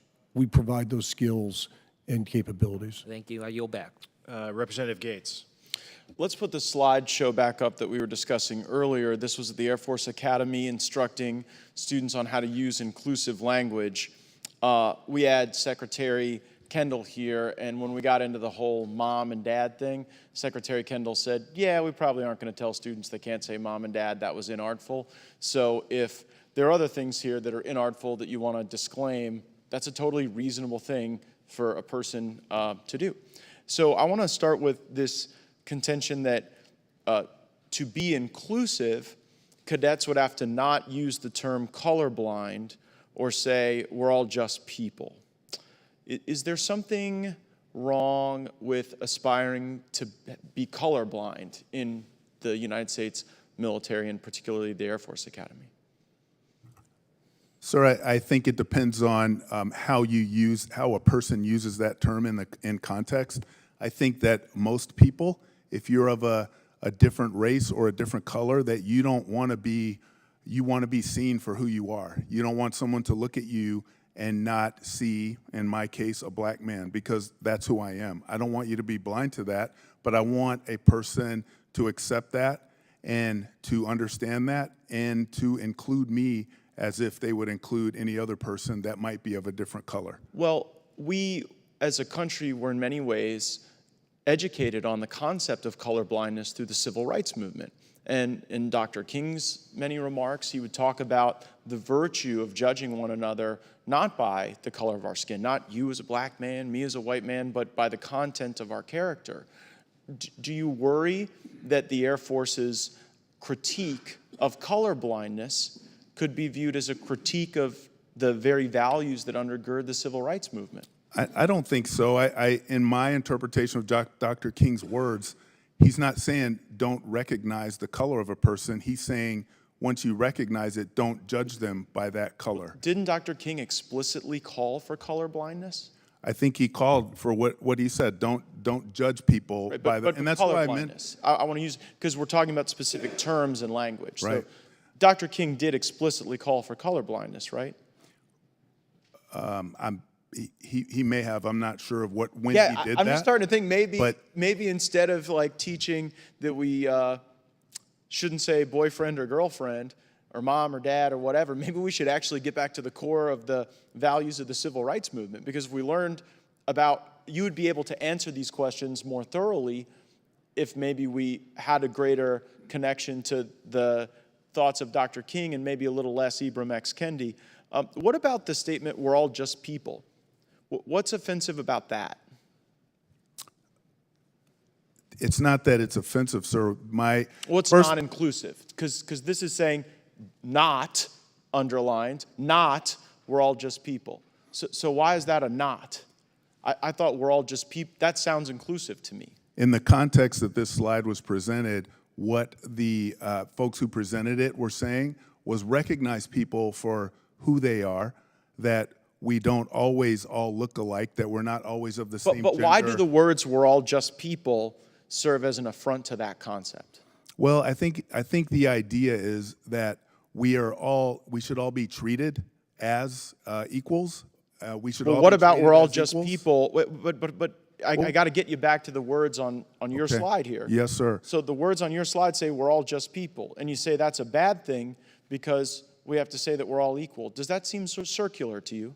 Well, I think in the context that it was presented, the slide is a bit out of context when you can't present it in the way that it was presented to the cadets. I mean, I've gone through two of them. I'm providing as much context as I can. Are cadets are punished if they talk about color blindness in a positive way? Absolutely not. Are they punished if they say boyfriend or girlfriend rather than partner? Absolutely not. Are they punished if they say the disabled as opposed to people with disabilities? They are not. Are they punished if they say transgenders instead of transgender people or service members? They are not. Are they punished if they say mom or dad instead of parents, caregivers, or guardians? They are not.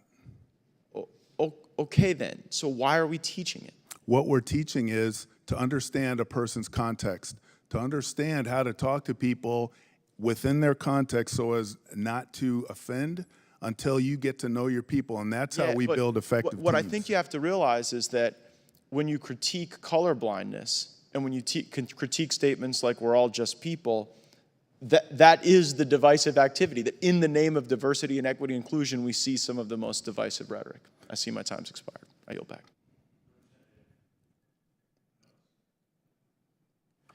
Thank you, Mr. Chairman. I want to go back to something that you were talking about just a moment ago where you're explaining about your slide on goals. And it was noted by Lieutenant General Gillen as well as Lieutenant General Clark that they base it on the core or on the demographics of the United States.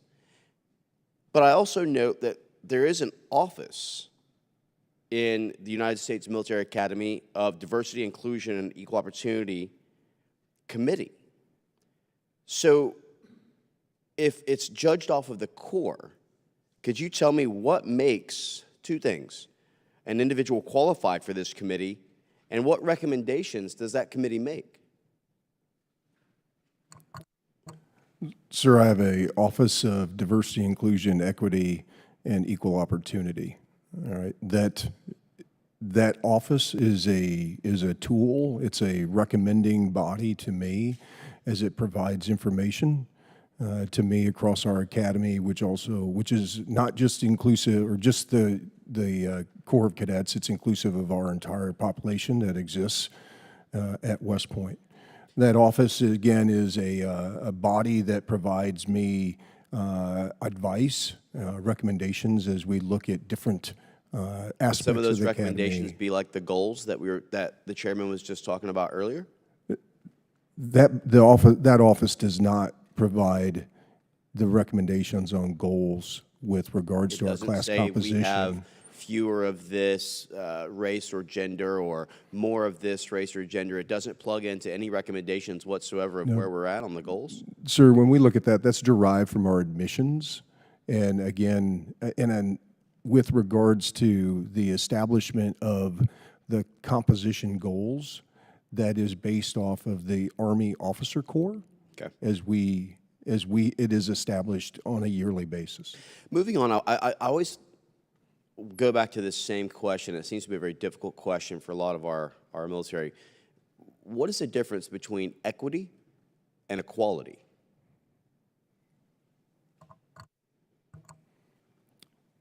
Sir, I think that as we think of equity is that everybody has the same opportunities. They're able to aspire to achieve the goals that they have laid out for themselves, and that there are no hindrances or barriers to achieve those respective goals. And what about equality?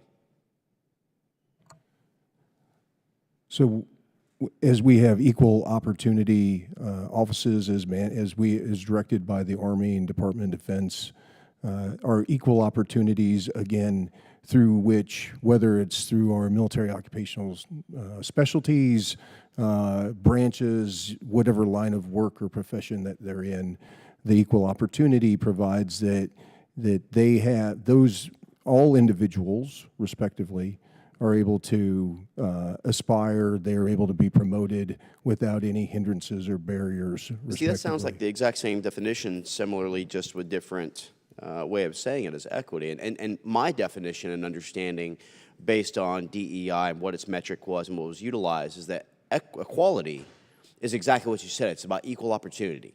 It doesn't define you by race, gender, your socioeconomic status, things like this. But equity was more based on the ideas of equal outcome.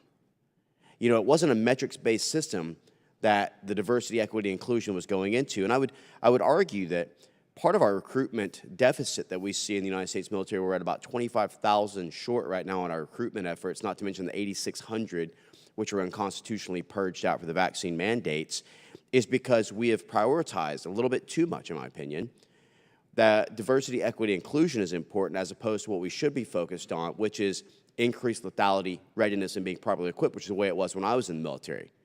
You know, I spent between my military and government time over 7 years of my life in Iraq, over 3 years of my life in Afghanistan, Kosovo, Pakistan, was blown up twice in 2006 in Baghdad. I didn't see anything wrong with saying colorblind or anything like that because everyone who was on my team, we bled green. And I'm seeing where there is just such a focus and or a priority which is really hurting our military recruitment efforts, because people think that it's about us being able to out-pronoun our enemies as opposed to be able to meet the challenges on the battlefields. I wish that we'd get back to the be-all-you-can-be Army that we were, and not try and go ahead and start driving political agenda. Allow our military to serve our government, our country, not an agenda. With that, I yield back. Rep. Ryan. Thank you, Mr. Chair. I'd like to remind the group that is actually the motto of the Army, number one. Correct. So mission accomplished. For each of our esteemed leaders, could you each tell us how many years you've led as military officers in your respective service? Sir, I've been in service for over 33 years. Thank you, sir. Sir, in the coming weeks, I'll conclude 44 years in uniform, 4 years as a midshipman, and 40 years as a commissioned naval officer. Thank you, sir. And sir, I've been active duty officer for 37 and a half years, not counting my 4 years as a cadet at the Air Force Academy. Thank you, sir. And rough estimate, how many of your various soldier, sailors, airmen, roughly do you think you've led and commanded over those years? Just a rough estimate. Sorry to put you on the spot. Tens of thousands, sir. Likewise, tens of thousands. Same, sir. Thank you. And I ask that question so that the American people and my colleagues understand, who've all left, understand and respect the combined wisdom, military leadership, and your commitment and service to the country. And of course, the proper roles of this democratic, small d democratic back and forth is important, but I think it's important that we recognize the system we've put in place to appoint superintendents and leaders with tremendous leadership experience and dedication and commitment, and that all of that has come into informing the processes and systems and the thoughtfulness that has gone into it, and I just wanted to emphasize that. And most importantly, Admiral Buck, 44 years, congratulations and particular recognition for that tremendous amount of service. Second question, I've heard a really concerning theme and trajectory to some of these conversations where there's some risk of deciding that there are certain qualifications or qualities which you've outlined in your recruitment and admissions goals, that because a few people don't like them, we may get rid of them. So this may seem a little bit on the nose, but how would you feel if we were to decide, for example, that only certain states could admit applicants to your academies? What impact would that have on the readiness of our force in your academy to fight the future wars? Sir, again, our force is made up of the entire nation. Our people come from all over the world, and the academies as a commissioning source are just one source of officers that go into the operational force. And as such, the diverse nature of the force as it is by coming from across the United States and around the world, we've got to be aware of it, we recognize it, and we've got to be able to lead it. And that's critical when we think about our professional competencies. Sir, we would lose the geographic diversity that would limit us to, and from that geographic diversity, it's the lived experience.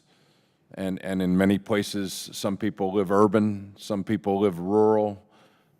We value the lived experience of every one of our applicants. So it would be limiting and not as healthy as we would like to have. Thank you.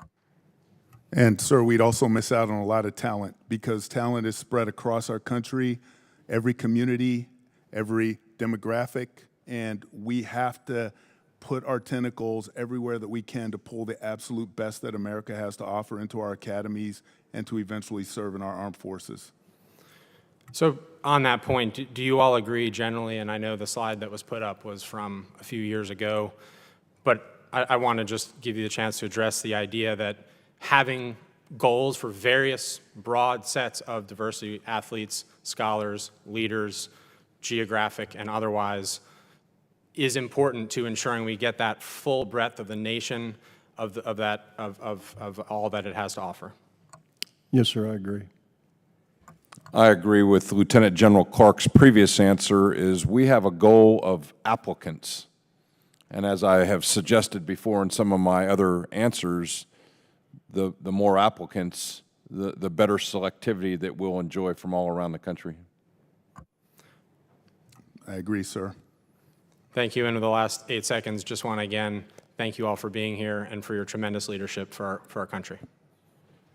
Yield back. Thank you. I want to thank all of the members for participating today. I want to enter the entire 2017 annual report of the United States Military Academy Board of Visitors dated December 20, 2017 into the record without objection, so ordered. In closing, I am somewhat reassured by Admiral Buck's agreement that the Supreme Court decision would have little, if no, impact on the makeup of our academies if it was ruled to include the military academies. And that's why including race is inappropriate and unnecessary. We must do everything that we can to preserve the meritocracy of our military. But I still urge you as leaders of these academies to consider that much of the DEI and inclusivity training not only doesn't work to decrease bias, but it is actually the weaponization of one ideological position, identity over all else. And as superintendents, I'm trusting you to ensure that the material that we teach our future leaders will permit them to lead troops in battle and protect our national security. And I'm not sure that right now what we're teaching our cadets and mids always does that. But I do want to thank all of our witnesses again for providing your testimony this afternoon. There being no further business, the subcommittee stands adjourned.